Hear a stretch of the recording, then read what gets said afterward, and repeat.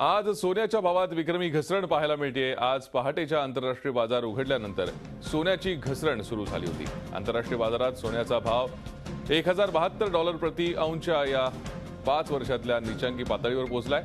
त्यानंतर भारतीय वायदे बाजारातही 10 ग्रॅम सोन्याचा दर 24,910 रुपयांपर्यंत खाली घसरला। अमेरिकन फेडरल रिझर्व्ह व्याजाच्या दरात वाढ करण्याची शक्यता आहे। या पार्श्वभूमीवरती जगभरात डॉलरचा भाव वधारतोय, त्यामुळे सोन्याच्या भावाला घरघर लागल्याचं तज्ञांचं म्हणणं आहे। सोन्याच्या भावात कमालीची घसरण पाहायला मिळते। 2009 नंतर प्रथमच भारतामध्ये हा भाव 25,000च्या खाली गेलाय। त्यामुळे सोनं खरेदी करण्यासाठी ही गुड न्यूज म्हणायला हवी। मात्र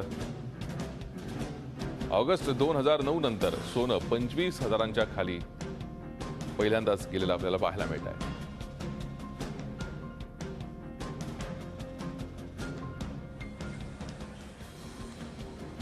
सोनं खरेदीसाठी किंवा गुंतवणुकीसाठी एक पर्याय म्हणून सोन्याकडे बघितलं जातं आणि त्या दृष्टीने आता सोन्याचा भाव 25,000च्या खाली उतरल्यामुळे गुंतवणूकदारांसाठी सोनं खरेदी करणाऱ्यांसाठी गुड न्यूज म्हणावी लागेल। अर्थविषयक तज्ञ अमित मोडक सध्या आपल्या संपर्कात, आपण त्यांच्याकडनं या संदर्भात अधिक मार्गदर्शन घेऊयात। अमित, काय सांगाल? सोन्याचा भाव पहिल्यांदाच गेल्या 5 वर्षात पहिल्यांदाच 25,000च्या खाली आलाय। काय नेमकी यामागची कारणं आहेत? मागल्या याला सोन्याचा भाव वाढायला लागला होता, त्याला ग्रीस कारणीभूत होता। या सोन्याचा भाव घटला, त्यालाही ग्रीस कारणीभूत आहे। तेव्हा पहिल्यांदा 2009-10 मध्ये ग्रीसची अनिश्चितता निर्माण झाली आणि तेव्हा सोन्याचा भाव $1,100 पासून पळत $1,900 पर्यंत पोहोचला। यावेळेसही नेमकं ते झालं। गेले 3 आठवड्यावर ग्रीसमध्ये अनिश्चितता चालू होती आणि मग त्याचे निश्चित स्वरूपात एक मार्ग निघाला की ग्रीसला पॅकेज दिलं गेलं, रिलीफ पॅकेज दिलं गेलं। IMF म्हणायला लागलं की ग्रीसला 30 वर्षाचा कालावधी आपण रिकव्हरी करता द्यायला पाहिजे। काल परवामध्ये जर्मनीच्या संसदेने सांगितलं की ग्रीसला आपण सोडून द्यायला पाहिजे किंवा त्यांना पॅकेज दिलंय ते मान्य करायला पाहिजे। अमेरिकेतली जी रोजगाराची आकडेवारी आहे ती समाधानकारक यायला लागली आणि अमेरिकेतले फेड रिझर्व्ह वाले म्हणायला लागले की आता पुढील 2 बैठकांमध्ये कधीतरी आम्ही व्याजदर वाढवू शकू। आता संबंध जगभर अर्थव्यवस्था सुधारत आहेत, रोजगार वाढत आहे, हाऊसिंग वाढत आहे।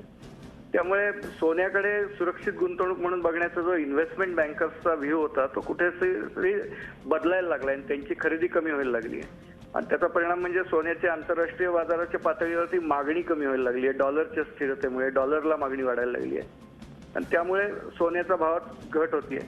पण सोन्याच्या भावात आत्ताच्या या घटीत सुद्धा फार मोठं घाबरण्यासारखं मला वाटत नाही, कारण या लेवलला जर एखाद्याने इन्व्हेस्टमेंट करायची ठरवलं तर त्याला पुढल्या वर्षभरामध्ये कुठेतरी 10-12% परतावा नक्की मिळू शकेल, कारण की भाव अशा पातळीला आलेत की जिथे गुंतवणूक करणं आवश्यक आहे। नक्कीच धन्यवाद अमित या सविस्तर चर्चेसाठी। आपण पाहतोय सोनं खरेदी करण्यासाठी गुड न्यूज म्हणावी लागेल।